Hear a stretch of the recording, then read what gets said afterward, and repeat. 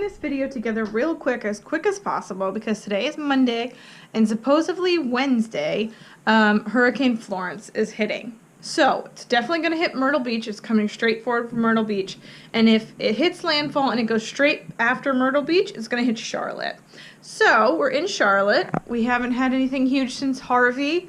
But that decimated Charlotte. People were, for months and months, didn't have, there's trees on houses, electricity for weeks. No one had it. It was crazy. It just literally decimated Charlotte. So now it could change. It could go up north more, or it could hit landfall at Myrtle Beach. It's definitely going to hit Myrtle, like, straight on, so they're screwed. But it's definitely going to hit Myrtle, and then it could hit land and go north. We don't know, but always be prepared. So today is Monday, and we just got back from prepper camp. Yeah, prepper camp was awesome, by the way, if anyone was wondering. Megan and I had put together this camp.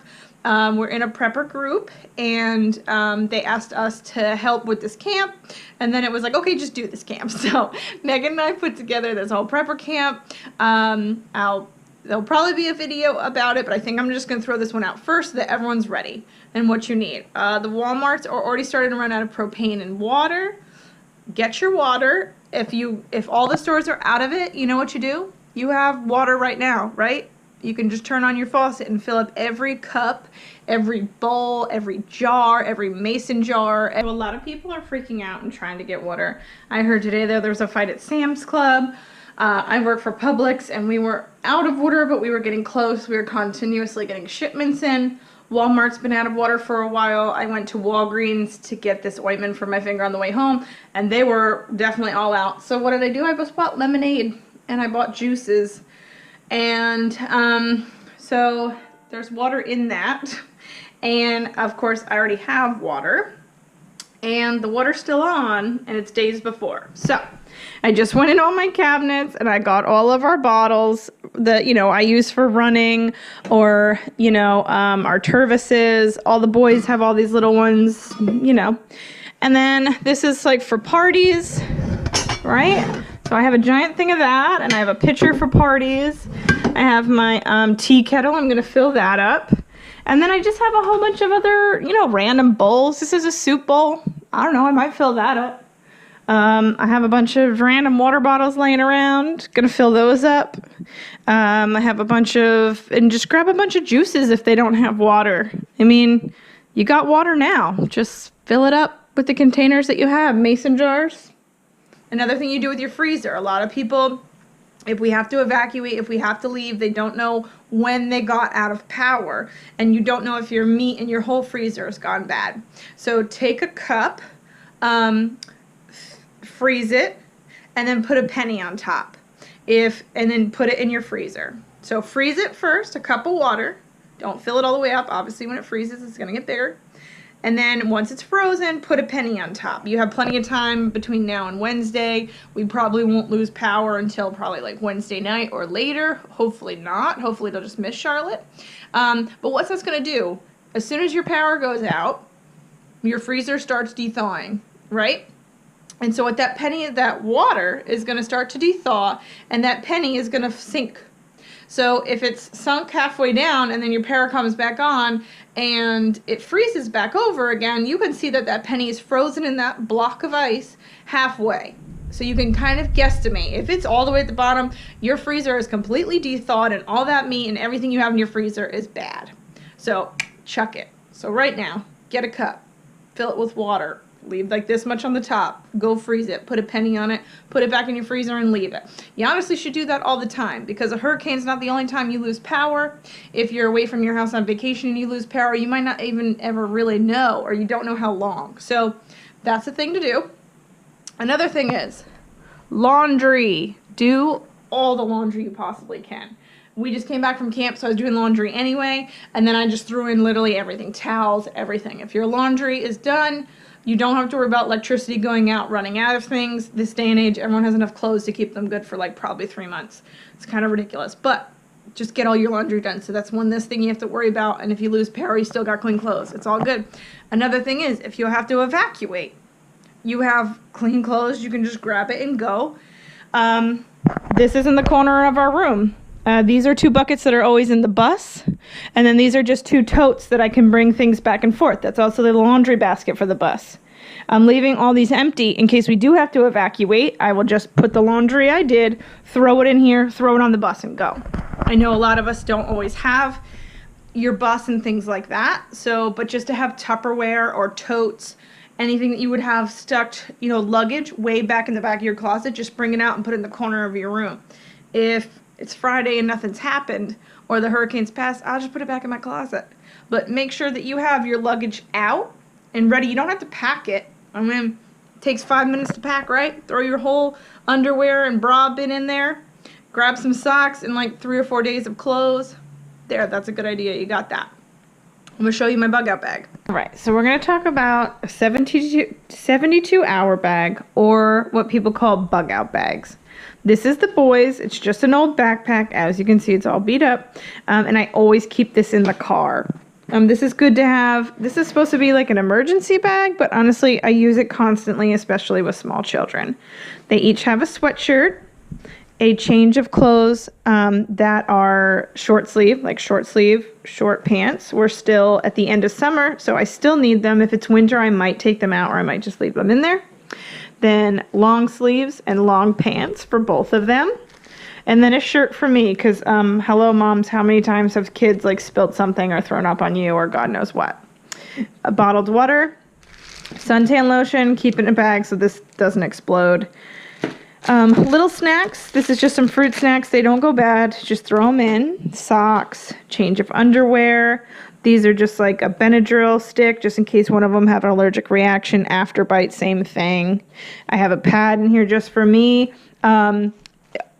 Put in whatever you want, but I choose a pad over a tampon because tampons don't suck up as much. If someone had you can use this for your period, but you can also use it just in case someone gets like a gash and you have to put something over it. It also uses as a Band-Aid and absorb. You can use wet wipes. These are just like clean skin wipes. They're probably actually dried out, but I would just throw some water on it. It'd be fine. Some tissues, always helpful. A little notebook and pen. This one's just like a little Halloween one. It keeps them busy. I also have a busy bag in my purse for them, but they should have one in their bug out bag. If it is an emergency, if you do have to evacuate, kids are going to be really scared. I had them watch a hurricane video just so that they knew what a hurricane was and how like to take mommy and daddy seriously. But it also can scare them at that age. So put some little fun things in, like a notebook or whatever, that they can color and get their mind off of what's going on around them. And then just some little bandages, you know, little hand sanitizer wipe things, and just fill that up. And then I always throw in a hair thing because mommy always needs to put up her hair. So this is just a small one. I always have this in the car. Obviously, see, more underwear, more socks are always in there, and then more snacks are always in there. You can clean it out with the season or just leave it all in there all the time, and you can always add whatever you want to it. But this is just a very basic pack for the kids. And then I'll show you my pack. So a lot of people have a thing called a 72-hour bag or a bug out bag. I just showed you the boys. The children's are a lot simpler because that's just something that you would have anyway. When you have children and you're bringing them back and forth, they always get dirty, so you always have a change of clothes. You always need extra socks, extra underwear, stuff like that. Well, adults can have a 72-hour bag too.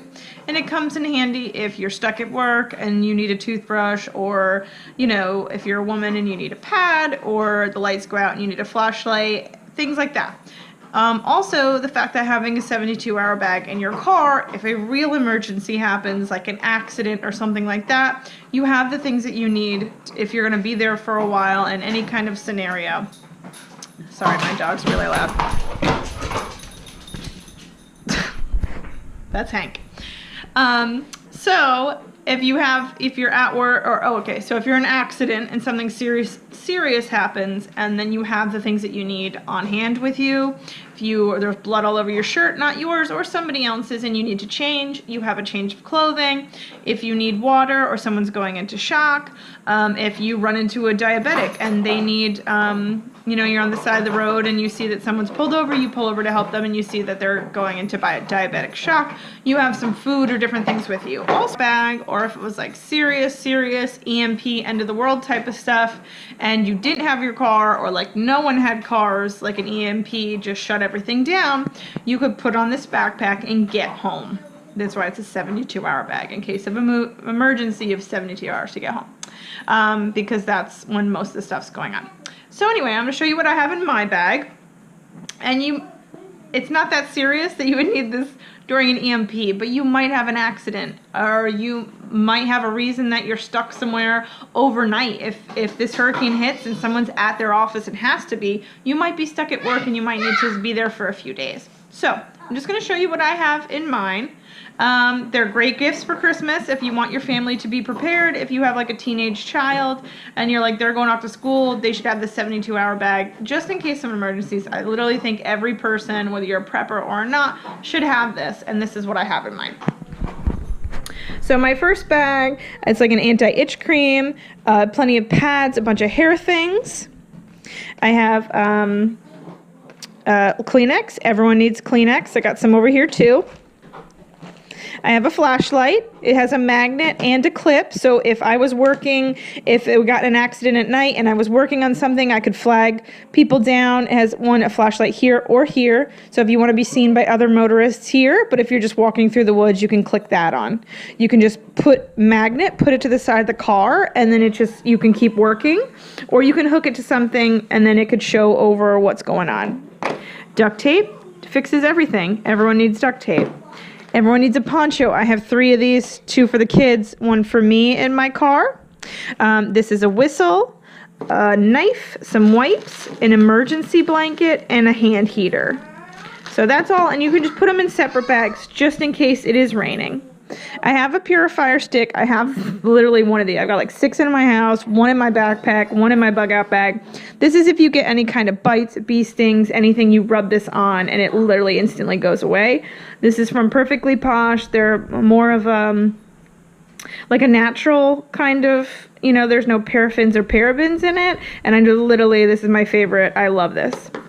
A little snack. You can have as many or as little. I like things that are like high in sugar. That'll keep you going if you have to walk, or if you're in shock, or if there's been an accident and there's a diabetic. So I like to put like fruit snacks, things that can't go bad. Don't put anything with chocolate. Toothbrush, just in case you're stuck at the office or there's an incident. Fire starters in some way. These are just toilet paper rolls, and they're shoved with dryer lint. And then matches and a lighter, and then this is just a bag, so in case I need to put things away. This is an MRE. It's a mixed fruit cocktail. I just won this at like a Christmas contest thing, and so I just threw it in there. I don't know. You want to have some food, but I don't know, fruit cocktail, whatever. A knife, just in case you need to cut down some trees or knife somebody. I don't know. You always need a knife. There's always a reason. This, I haven't even taken it out of the package yet because I have several of them. It's a Sawyer. If you're looking to save room, I obviously would take this out. So this is, if you've never seen a Life Straw or a Sawyer, it will filter the water for you. You can just get some sort of cup or mug or something. I have this. This is empty, but it's filled with food, nuts, sugars, a fruit roll-up, a bunch of energy bar stuff, and some just like Crystal Light things. But it's full, so hey, you're using the space that you have. You're not just taking up your whole bag. So I would fill that up with whatever water I could find, and then I would drink it through a straw here, and this will filter it out. So, 2 good things to have. A face mask. I know these come in many different forms, and you're like, Jenny, why do you need a face mask? That's what they thought when 9/11 happened. So I always, if there's any kind of debris, if there was an accident and there was debris, I just like to have these just in case.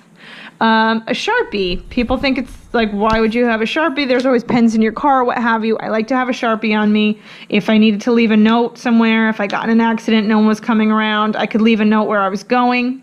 Also, if any kind of accident thing, you can leave a note for somebody. rubber gloves. These are just kitchen cheap rubber gloves. Got them somewhere. You never know. Someone could have an accident. There could be blood everywhere. You don't know who you're touching or what you're touching.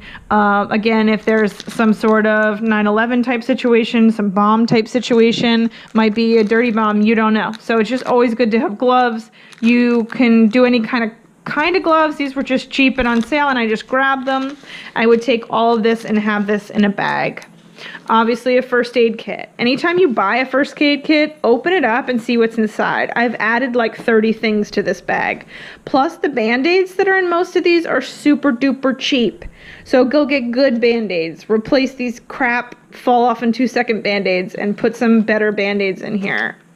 I have a hat and gloves in case it's cold weather, and then obviously socks.